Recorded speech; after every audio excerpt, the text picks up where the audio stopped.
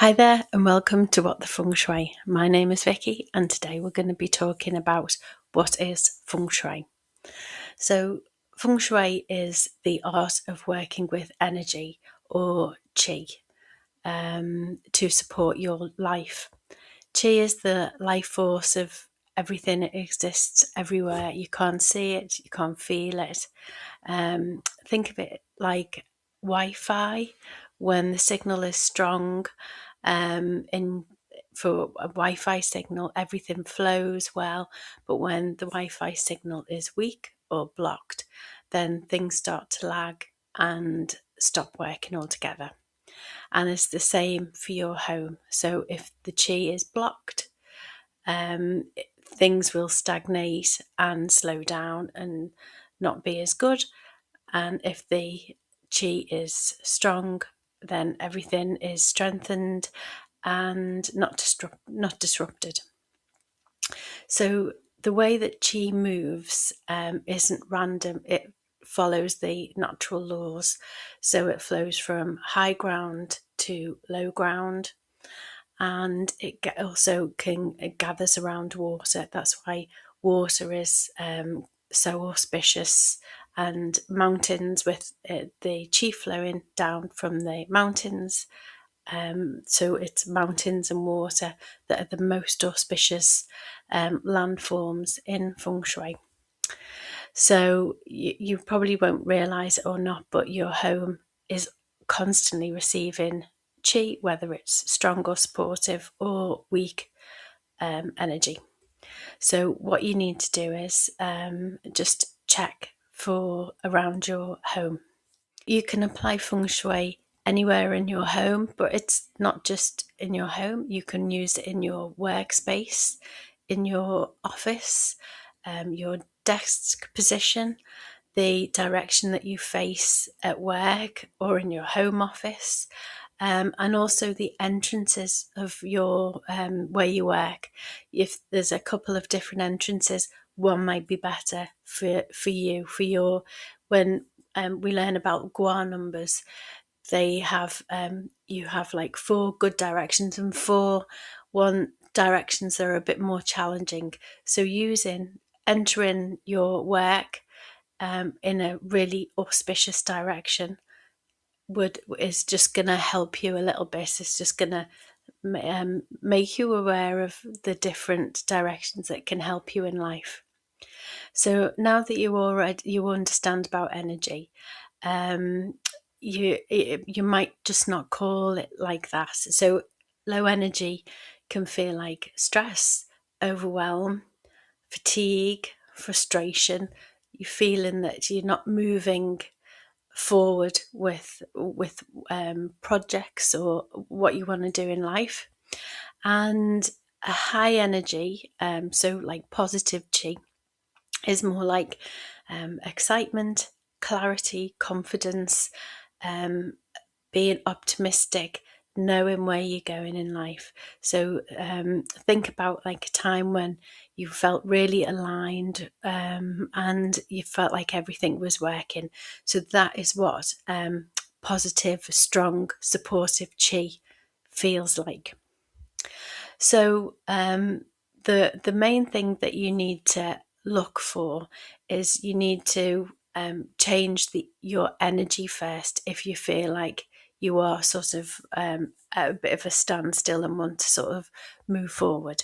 So the best way to do that is to change the energy in your environment.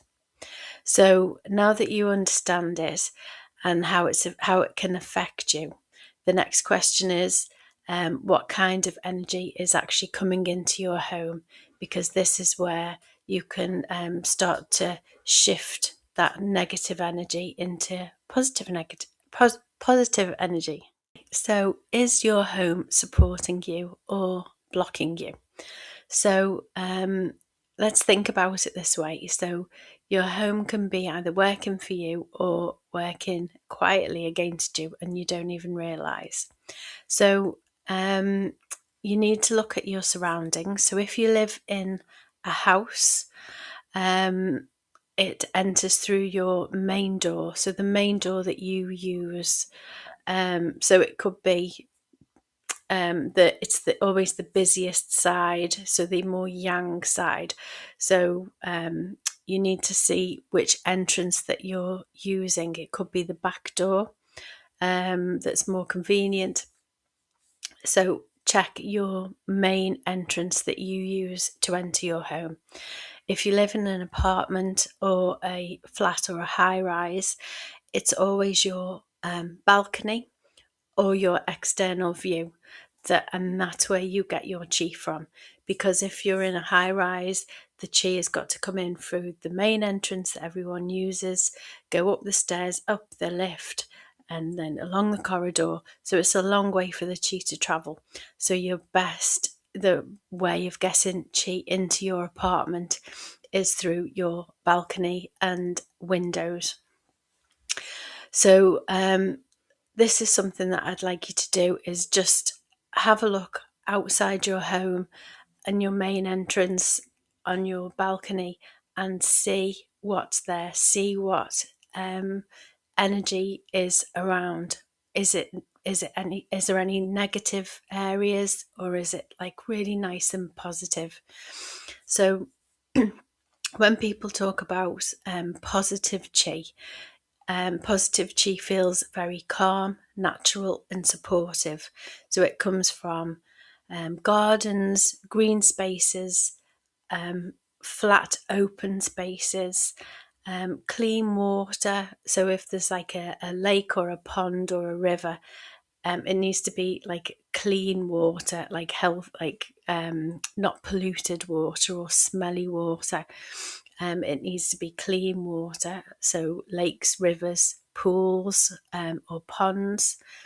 They need to be well maintained areas, so no rubbish or overflowing bins, dead trees or plants. It needs to be looked after and cared for. So also hills, mountains, or even larger buildings that can be supportive around your home. Think of mountains and hills sort of almost hugging your home, or even your apartment building. Is it being sort of hugged by other high-rise buildings or higher ground or mountains? And that will help you to gently build the positive energy around your home, and things will flow a bit more easily in your life. So negative chi, when you're looking at negative chi, it can feel a bit more fast, sharp. It can also slow things down for you, and it can feel quite overwhelming as well. So the things that you need to look for when you're looking at negative chi are electric poles, pylons, any harsh structures that are just directly outside your main door or your balcony. So harsh structures, anything sort of coming at you, sharp buildings pointing towards you, busy roads, busy fast roads coming directly at your front door as well, or train tracks as well going sort of across where you live. Any rubbish, bad smells, or just neglected areas, dead plants and decaying plants or trees, dirty stagnant water, and really sort of sharp aggressive buildings again. And also opposite your front door, check for like narrow gaps, maybe in between two houses, just like a very narrow gap that can cause negative chi to come rushing towards your main door. So there's different things that you can do, because when you're more aware of your environment, there are things that you can do and that you can change. So look at your entrance inside and out. Is it clean? Is it easy to access? Is it easy to get into? There's no clutter, no shoes or coats around. Is it nice and smooth when you're getting when you're entering the home? Also, is your house number visible? Because little things like that could cause blocked opportunities or delays. Just be aware. So you doesn't need to be perfect, but you need to be aware that, you know, the chi that will enter your home needs a good sort of area, needs a good space for for the chi to gather inside and outside. So it needs to be able to flow in. Think of chi as like water flowing into your home smoothly and gently. So if chi is getting sort of, if water was flowing into your home, is it going to be stopped by shoes and bags and coats and dirt and dust and dead plants? So you want it to flow into your home and gather outside and be like a really good quality chi, a real positive chi coming into your home. So this will really help. Environment is one of the main things that is part of feng shui, and it's so important. All the feng shui masters, they say that up to 70-80% of feng shui is your environment inside your home. You can do anything basically with it, but the environment is the most important thing. So let's just start with that today. Go outside, go have a look around your building, have a look around your apartment building. What's negative, what's positive? So if there's things that you can change to make it positive, fantastic. If there's any sort of negative areas that we've talked about today, can you block it from view when you're looking outside? Can you sort of put a bit of trellis or a plant so it's not as negative? I've got like I've got like a building at the garage opposite as soon as I look out of the main door, and I've got a tree outside it now because it was literally like a sharp point coming towards the main entrance. So I've got like a tree in a pot, and that's blocking that's covering up that sharp edge. So you don't want anything sharp, anything negative. So do that today. Oh. I hope you've enjoyed today's episode, and if you want to take the next step into feng shui, then I've created a course called the Feng Shui Blueprint. It's an easy step-by-step guide to help you discover how traditional feng shui can help you to improve your health, wealth, and happiness. It comes in 4 parts, and the first part is basic feng shui and the environment, just learning a little bit more about it. Then we're going to learn about flying stars and how to plot them in your home. And then you're going to learn all about your life gua or life star and your 8 directions. So you get 4 auspicious directions, and you have 4 more challenging directions if you want to sort of challenge yourself. So you learn those directions.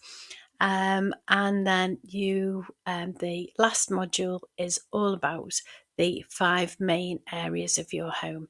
I don't want you to feel like you've got to feng shui the whole house. There's 5 main areas: your main door, your kitchen, your bedroom, your home office, and your balcony if you live in a flat, apartment, or high rise. So I don't want you to sort of stress. This is easy, step by step. And you also learn about your wealth star as well, where the wealth star is in your home. Okay, so if you want to sign up, there is a link below to sign up to the waiting list, and I look forward to seeing you in the next episode. Take care. Bye bye.